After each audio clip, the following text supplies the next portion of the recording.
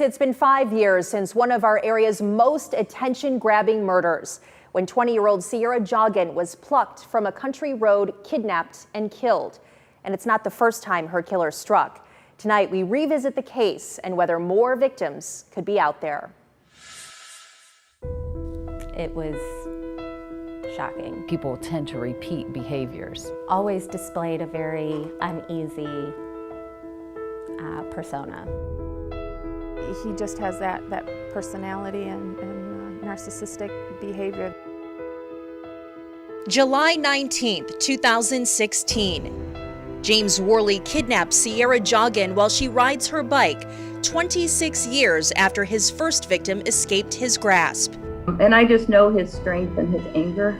Robin Gardner is the only known person familiar with the terror Sierah endured that summer night on County Road 6.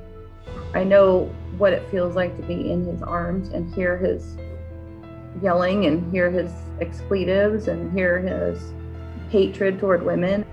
Gardner was abducted by Worley on Obee Road back in Whitehouse in 1990. She got away and he served 3 years, but she's adamant there had to be others. I don't think anybody like him could go 26 years without doing what he did, because you don't just do it and then suppress it and then do it again. I mean, that just, for a logical, normal, sane person, that just doesn't make any sense. We will always have that theory also. Vicki Anderson, special agent with the FBI.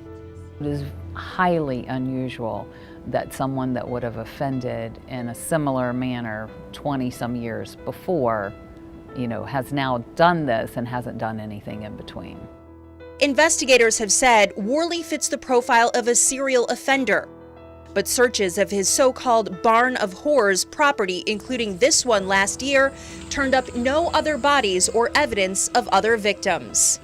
We haven't found anything, obviously, to charge him with in regards to that time period in between, but it's something that has been looked into. It continues to be looked into. According to court documents, Worley told a court-mandated therapist that he learned from each abduction he had done and the next one he was going to bury. We have received calls from various parts of the country. Mr. Worley was known to drive a truck.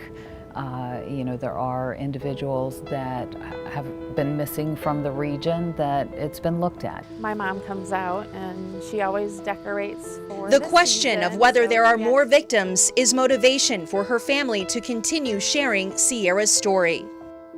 I feel that he was a master of his craft. He had gloves everywhere. He was not going to leave behind DNA. He was very sloppy with Sierra, and we're lucky for that. I believe that there was more people in between Robin and Sierra. And the more the story is shared, the more chance there is that another family, another victim could have justice.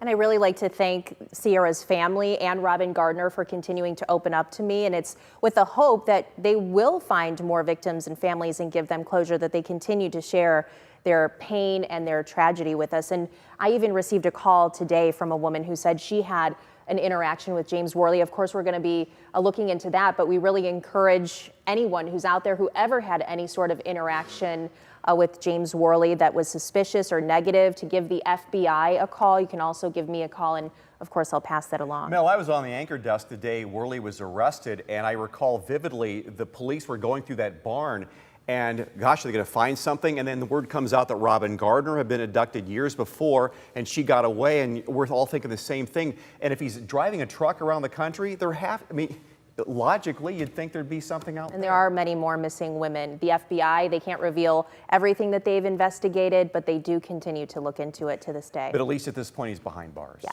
that's right. Okay, Mel, thank you.